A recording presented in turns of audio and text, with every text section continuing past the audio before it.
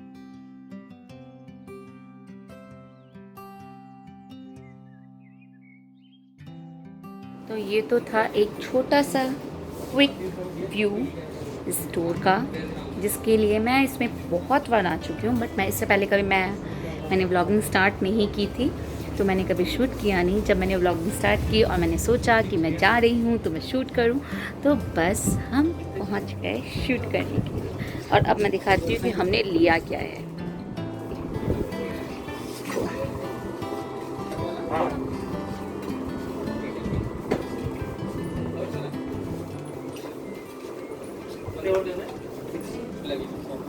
तो बस shopping done, पति देव बिलिंग करा रहे हैं, then we head to back to home. और बच्चों को क्योंकि बताना नहीं है, क्योंकि कल उनको कुछ मैं इंटरटेनिंग के लिए कराऊंगी, हॉलीडे हो गए तो उनके लिए कुछ ना कुछ अलग होना चाहिए ना। रोज़ तो कोशिश करूँगी उसके लिए, बच्चों के लिए कुछ ना कुछ अलग करती रहूँ, ताकि उनका फ़ोन से ध्यान हटे नॉर्मल चीज़ में। ठीक है, अभी चलती हूँ, आपसे वापस मिलती हूँ थोड़ी देर बाद। तो शॉपिंग हो गई, शॉपिंग होके आ गई। अभी मैं बनाने जा रही हूँ थोड़ी सी निमकी। चाय के टाइम ना, शाम की चाय के साथ ना हमेशा ये प्रॉब्लम होती है कि क्या खाएं। रोज़ रोज़ बिस्किट और भुजिया, मिक्सचर, ये सब खा खा के ना बड़ी बोरियत होती है।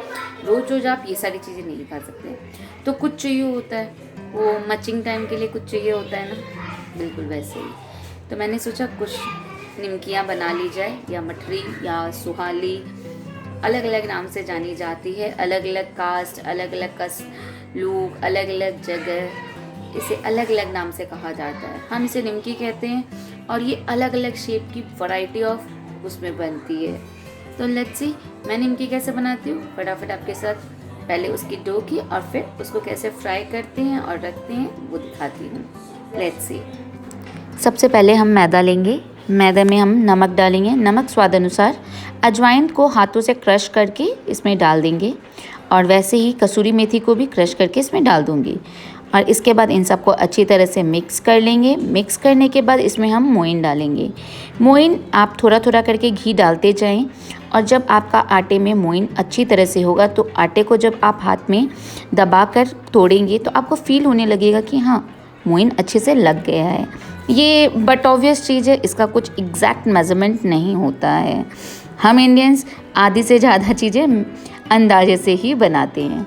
एनीवेज आगे बढ़ते हैं। मोइन जब हमारे आटे में अच्छी तरह से लग जाएगा तो फिर गुनगुने पानी से थोड़ा थोड़ा पानी डालकर एक सख्त आटा लगा लेंगे।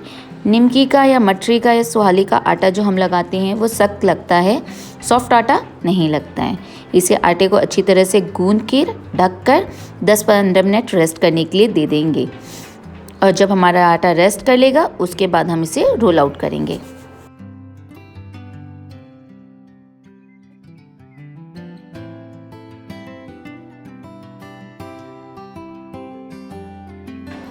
आटे को हमारे रेस्ट करते हुए 10-15 मिनट हो चुके हैं। अब इसकी छोटी छोटी लोइयाँ बना लेंगे।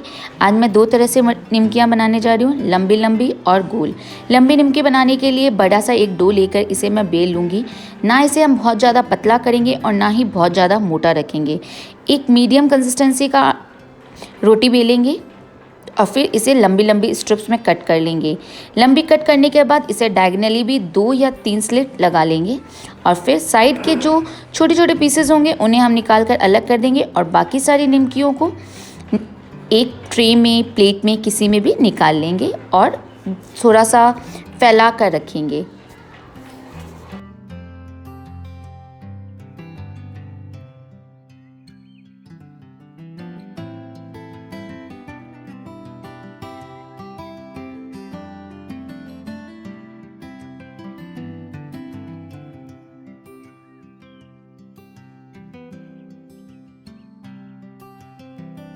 निमकियाँ हमारी कट चुकी है, इसे मैं ट्रे में निकाल लेती हूँ। तेल हमारा मीडियम हॉट है। सिम पर हम सारी निमकियों को डाल देंगे।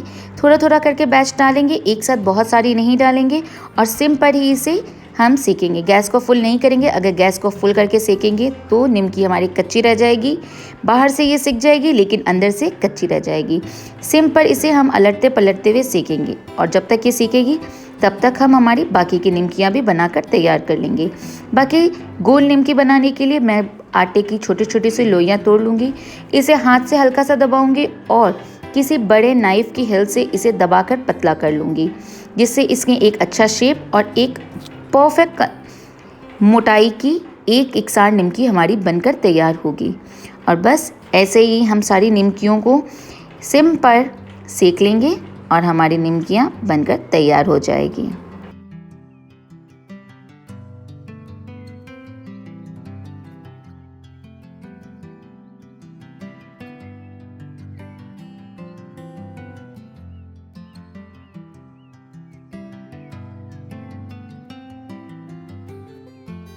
अलट पलट कर हम इन्हें इतना ही सेकेंगे कि इसमें एक ऑरेंज सा कलर आ जाए और उसी टाइम हम इसे निकाल लेंगे। ये अपनी ही गर्माहट में कुछ देर तक पकती रहती है, इसीलिए इन्हें बहुत ज़्यादा नहीं पकाना है। और इसी तरह से हम हमारी बाकी की सारी निमकियों को भी सेक लेंगे। और ये हमारी यमी यमी निमकी, सुहाली, मठरी या जो भी आप कहना चाहें, नमकीन बनकर तैयार है। इन्हें बनाने के बाद इस पे हल्का सा चाट मसाला मैंने स्प्रिंकल कर दिया, जिससे इसका टेस्ट और भी यमी हो गया। अब इसे हम खाएंगे गरम गरम चाय के साथ। इतना कमाल का वेदर, मतलब सर्दियों में अगर ये हवा चल रही हो तो आप ब्लैंकेट के अंदर ब्लोअर और सब चीज़ों की ज़रूरत आपको पड़ रहा है। और अभी देखो, अभी ये वेदर आपको कितना अच्छा लग रहा है। हल्की हल्की बारिश, ठंडी ठंडी हवा, खूबसूरत सा मौसम, एकदम रोमांटिक वाला। बट ये मौसम ख़राब भी बहुत है, जितना अच्छा है उतना ख़राब भी है। आपको बीमार कर सकता है और बहुत ज़्यादा बीमार कर सकता है।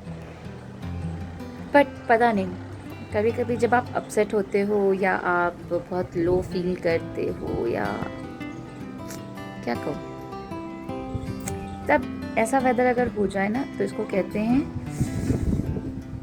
हींग लगे ना फिटकरी रंग आए सुहाना, किया धरा कुछ नहीं दिन बन गया आपका। भले ही कितना मूड खराब हो, ऐसा वेदर देख के तो अच्छी खासी स्माइल किसी के भी चेहरे पे आ जाए। सो आई एम वेरी हैप्पी। तो चलो मैं अपना ये वेदर एंजॉय करती हूँ, आप व्लॉग एंजॉय करो और आपसे मैं मिलती हूँ नेक्स्ट व्लॉग में। तो stay tuned for my next vlog. Do like, share and comment and subscribe to the channel. Till then, stay tuned. Bye bye. All is well.